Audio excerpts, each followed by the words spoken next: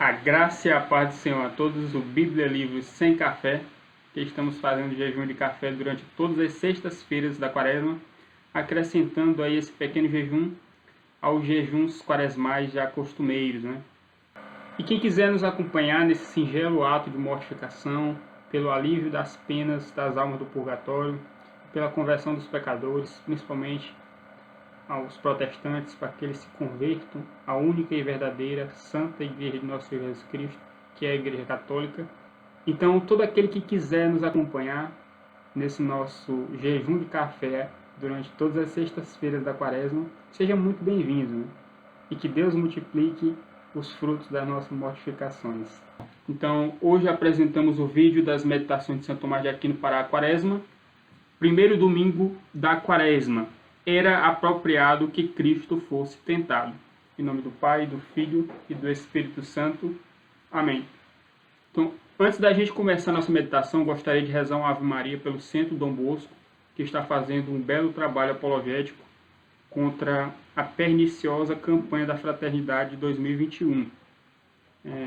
Não apenas pelo Centro Dom Bosco, mas todos os apologistas cristãos católicos que estão nessa empreitada fazendo seu trabalho de formiguinha, seja defendendo publicamente a fé, seja através de oração, penitência, ou até repassando essas informações, repassando esses esclarecimentos que estão sendo feitos pelo Centro Dom Bosco, pelo Felipe Aquino e vários outros canais católicos. Então rezemos uma Ave Maria por todos eles, né? E que Deus os proteja e fortaleça, e que eles cresçam em graça e que seja acrescentado o seu galardão futuro na eternidade.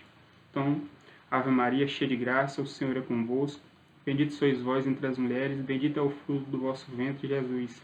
Santa Maria, Mãe de Deus, rogai por nós, pecadores, agora e na hora de nossa morte. Amém. Em nome do Pai, do Filho e do Espírito Santo. Amém. Então vamos lá. Meditação de Santo Tomás de Aquino para o primeiro domingo da quaresma. Era apropriado que Cristo fosse tentado. O versículo que ele cita aqui é Mateus capítulo 4, versículo 1. Jesus foi conduzido pelo Espírito ao deserto para ser tentado pelo demônio. Cristo quis ser tentado com 4 objetivos. Primeiro, para que ele pudesse nos assistir em nossas próprias tentações. Segundo, para nos alertar que nenhum homem, não importa quão santo for, deve pensar que está salvo e livre de tentações. Terceiro, para nos dar o exemplo de como nós devemos vencer as tentações do demônio. Quarto, para preencher e impregnar o nosso espírito com a confiança em sua misericórdia. Então todos nós católicos estamos cientes de que o período da quaresma, ou quadragésima, é inspirado, entre outras coisas, nos 40 dias que Jesus passou no deserto, sendo tentado pelo diabo todos os dias.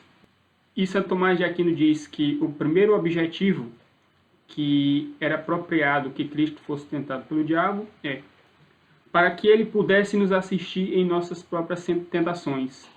E ele cita São Gregório, que diz: era de fato justo que ele vencesse as nossas tentações pela sua própria, do mesmo modo que ele veio vencer a nossa morte pela sua morte.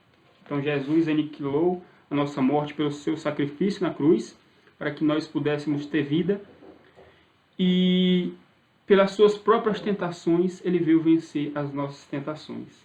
Então Jesus, que em tudo foi tentado, em todas as coisas, se você acha que você foi tentado em alguma coisa séria, alguma coisa grave, Jesus passou por todas as tentações da humanidade. E isso de forma mais intensa do que nós passamos. E para nos dar esse maravilhoso exemplo, se ele suportou, assumindo completamente a natureza humana, então nós também podemos suportar, enfrentar as tentações e vencê-las pelo exemplo de Cristo e pela sua misericordiosa assistência. Segundo motivo pelo qual Cristo quis ser tentado. 2.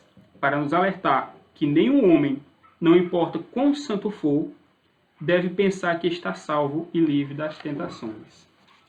Então, a tentação vem para todos. Não importa o quão santo você seja, os profetas do Antigo Testamento foram tentados, os apóstolos, e aquele que foi de mais sublime santidade, o próprio Deus encarnado, que em todas as coisas foi tentado, jamais pecou, da sua boca jamais saiu engano, e ele é o Cordeiro sem mácula, sem mancha. Então, se o próprio Senhor Jesus Cristo foi tentado em todas as coisas, quanto mais nós, né? Então, vigiemos para que não caiamos em tentação. E aquele que está em pé, cuide para que não caia, porque o diabo, nosso inimigo, anda ao nosso derredor, bramando como um leão, buscando a quem possa tragar. Então, qualquer vacilo, está ali o diabo, pronto para querer nos devorar. Por isso também ele escolhe ser tentado depois do seu batismo. Então, o batismo que nos torna filho de Deus por adoção e nos livra de toda mancha do pecado, inclusive o pecado original.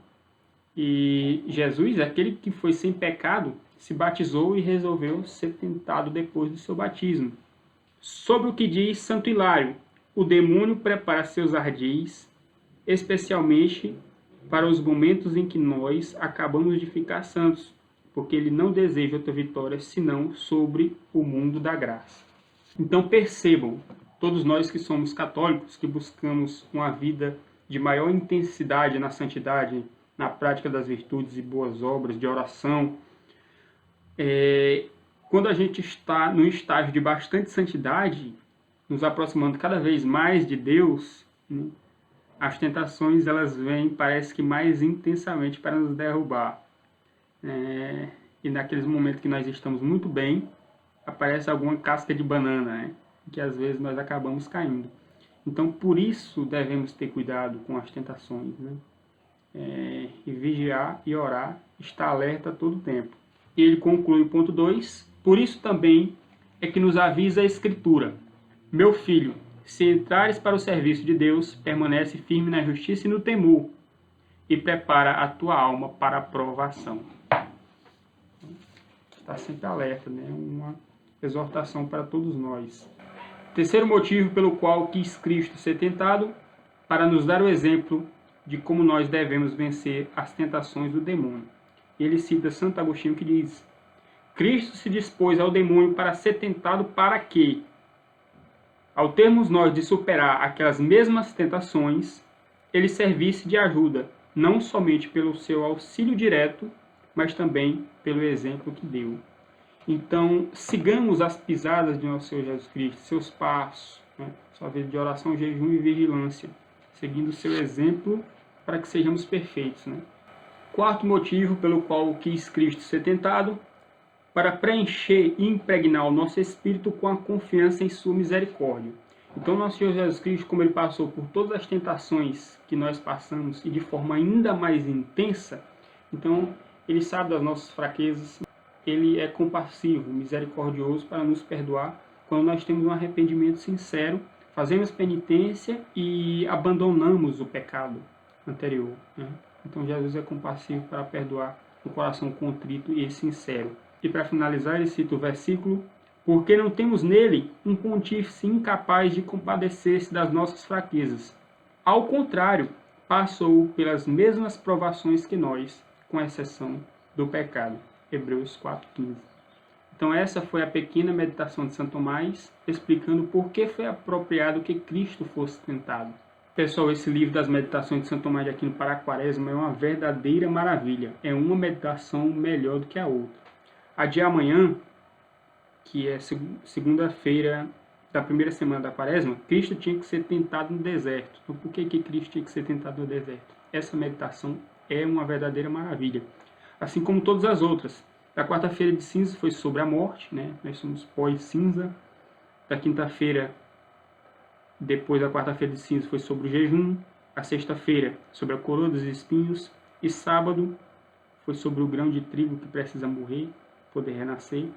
A de hoje, domingo da primeira semana da Quaresma, era apropriado que Cristo fosse tentado. A de amanhã tinha que ser tentado no deserto. Por quê? A de terça-feira, dessa primeira semana da Quaresma, Cristo passou por todo tipo de sofrimento. A de quarta-feira, quão grande foi a dor de Nosso Senhor em sua paixão?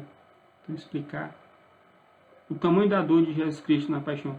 Então, nenhum ser humano sentiu e jamais sentirá sobre essa terra uma dor e um sofrimento maior do que nosso Senhor Jesus Cristo. Então, como explica o professor Anguete, no blog do Anguete, um canal maravilhoso, ele diz que Cristo tinha um corpo extremamente sensível à dor, sensível ao sofrimento. Então, essa extrema sensibilidade do corpo de Jesus lhe permitiu sentir o sofrimento de toda a humanidade de forma extremamente intensificada. Então, Jesus escolheu, em todos os aspectos da sua vida, o momento e o período de maior sofrimento. Então, ele nasceu no dia 25 de dezembro, nasceu no inverno para poder sentir na sua própria carne os rigores do sofrimento do inverno.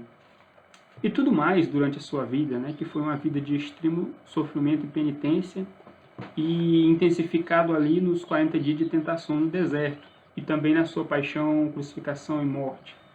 Meditação de quinta-feira: era apropriado que Cristo fosse crucificado junto aos ladrões. Meditação de sexta-feira da primeira semana da Quaresma: a festa da Sagrada Lança e dos pregos de Nosso Senhor. Meditação de sábado: o amor de Deus revelado na paixão de Cristo. Aí, próximo domingo, nós teremos a meditação do segundo domingo da Quaresma. Então é isso aí, pessoal. Esse livro é maravilhoso. Quem puder comprar, compre. Quem puder ler em PDF, leia. Mas não deixe de meditar durante a Quaresma nesses maravilhosos ensinamentos de Santo Tomás de Aquino. Então é isso aí. Forte abraço a todos. Deus abençoe e até a próxima. Em nome do Pai, do Filho e do Espírito Santo. Amém.